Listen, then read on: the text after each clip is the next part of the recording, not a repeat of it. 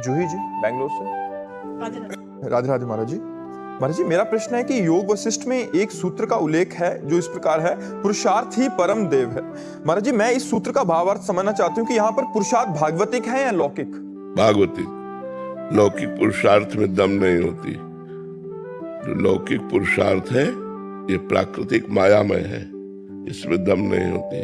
दम होती है आध्यात्मिक पुरुषार्थ में, जैसे भगवान का नाम जप करना, शास्त्रों का स्वाध्याय करना, मंत्रों का अनुष्ठान करना, तीर्थों में जा करके अनुष्ठान करवाना, व्रत उपवास, ये दिव्य पुरुषार्थ है। इस पुरुषार्थ के द्वारा हम अपने जो पूर्व पाप है उनको नष्ट करके सुखी हो सकते हैं। इसलिए पुरुषार्थ की जय।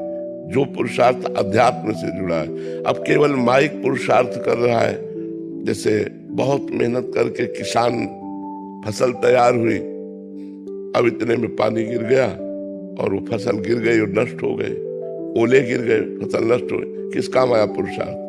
पुरुषार्थ तो उसने किया बहुत प्रबल। अब बहुत पढ़ाई की, बड़ी डिग्री प्राप्त की, जहां नौकरी के लिए जाता है असफलता मिलती है क्योंकि बुरा प्रारब्ध है, तो क्या करेगा पुरुषार्थ?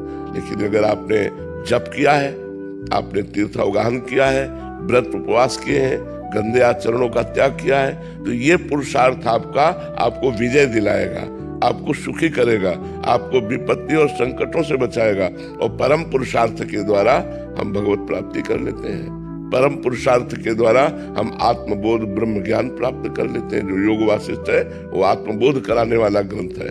तो पुरुषार्थ के द्वारा लौकिक उन्नति और परम पुरुषार्थ के द्वारा भगवत प्राप्ति और हम ब्रह्म बोध भी प्राप्त कर सकते हैं। ये पुरुषार्थ की बात है। विकास